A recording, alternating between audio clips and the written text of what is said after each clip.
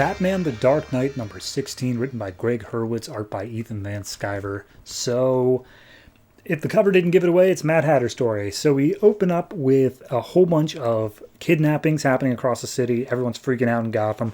And there's apparently no pattern to it as far as Batman can discern. He's genuinely unable to find one.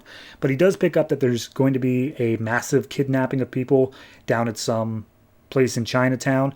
Cops aren't able to make it in time. He manages to fly in with the Batplane, but they've got really, really big guns, and they actually manage to shoot down the Batplane. And just before it crashes, we get this little side scene, like straight out of the movie The Dark Knight, where there's this kid firing a toy gun, and he's firing it out the window, and then all of a sudden there's an explosion, and he's like, oh, did I do that?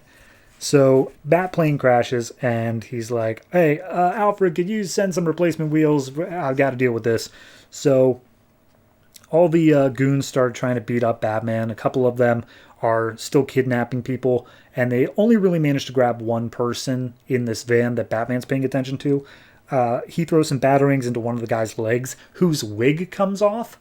It'll come into play later. And so he's unable to make it to the van, so all of his fellow goons just fill him with bullets so that he can't talk to Batman. And Batman's like, crap, my wheels aren't here. All I've got is my plane, which can't fly, but it does still have its own wheels. So he turns on the Batplane, leaves out the landing gear, and then just uses it as basically a car down the street. And it immediately shoots past the van and fast enough to tear off its doors. And he blasts apart the other side of the van, jumps in, like, just straight across the van and grabs the kidnapped woman. And the woman, in this horrible fiery explosion that's causing all these people to die, she's like, oh, Batman, you saved me. And he's like, yeah, I'm not good at the whole post-traumatic stuff, so, oh, look, my wheels are here, as the bat cycle just lands next to him. And he's like, police will help you by. And so he drives off. Meanwhile, we cut back to Bruce Wayne arriving at his mansion, and it turns out that his girlfriend Natalia was there, and she's like, you forgot, and that's fine, I guess, but like, we need to talk about this. And so she starts playing a little ditty on the piano, and she goes through this whole rigmarole, like, Bruce, I get it, we're the same type of person, but like, I've been able to overcome my stuff, but I feel like you're just kind of stuck in the past of it, and you're really not like opening up to anybody else, and like, you don't tell me where you go, and I don't know where you go unless I do. And Bruce is like, I'm sorry, you know what? And she's like, look, I'm not saying I know anything about anything. I know about my childhood, I know about all that stuff, but I know who you are, Bruce. And Bruce is like, no, you don't. And she's like, I have to go now. All you have to do is just tell me. And like, this will be okay. But if I leave and like, you don't tell me what I need to hear, we're done. Like, we're not coming back from this. And he's like, yeah, I got to go too. And so they go their separate ways, and we see Alfred looking on, and he's just like, oh, Master Bruce, you messed it up again.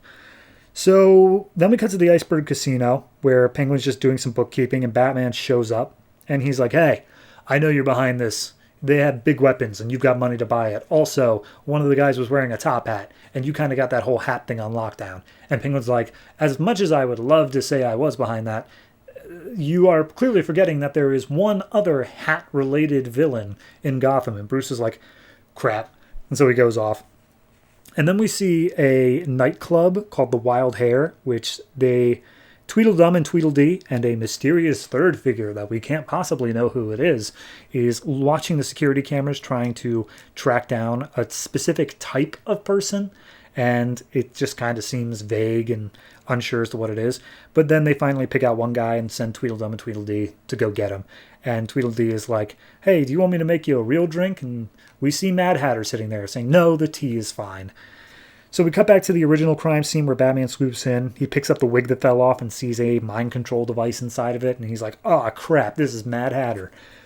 So then we see the guy that was picked out of a crowd. He's thrown a script and a jacket to wear. And he's like, say the line. Say the line. Just do it right now. And he's like, I don't know why am I here? And he's like, just say the line. Say it. And he's like, okay, right this way. He's like, was it written as a question? No, it was written as a statement. Say it as a statement. He's like, right this way. And he's like, nope, you're not going to work. And he blows the guy's head off. And he's like, well, let's find another one. We'll figure out what's up. Meanwhile, we see a whole crowd of people are setting up something in the background. And this guy comes up and he's like, "Hey, Mr. Hatter, me and the others, we were talking. Maybe we should stop this. This seems kind of crazy." And Mad Hatter looks up at the guy and he's like, "Tweedledee, get my step stool." And Tweedledee brings out the step stool and he stands up on the step stool and he's like, "I appreciate you for telling me your feelings. You and some of the others." And then he just launches on this guy's face and throws his thumbs into his eye sockets. And everyone else looks at it and then keeps on working. And that's where it leaves off of this horrific panel of him just gouging out this guy's eyes. Well, it looks creepy. I'll give it that. Dear Lord. There is something deeply unsettling about the way that Mad Hatter is drawn here. I don't know how I'm supposed to feel about the Natalia stuff, because I don't feel like it has been properly set up. Like, yes, it has been pretty much since the beginning of this book. We've been dealing with, Natalia and the way that she impacts Bruce. But, like, it's always been like a D plot, not even a B plot or a C plot. It's always just been the most back burner. So, I don't know. The fact it's over, or maybe it's not, that's what I'm saying. I don't know how to feel about it. As for the Mad Hatter stuff, I think it's an interesting little detective story. He doesn't really detect much of anything, but it's just a cool... This is the action movie book. This is literally... He drives his bat plane down the road and then blows out the side of a van. It's the action movie book, and I think it works. Overall, I gotta give this one probably a 7. It's not the highest quality. It doesn't have that little extra oomph to push it over, but it's not doing anything wrong by any means. It's just a decent little turn off your mind sort of action story in Detective Comics, except Batman Dark Knight. You know what I mean. It's Batman focused.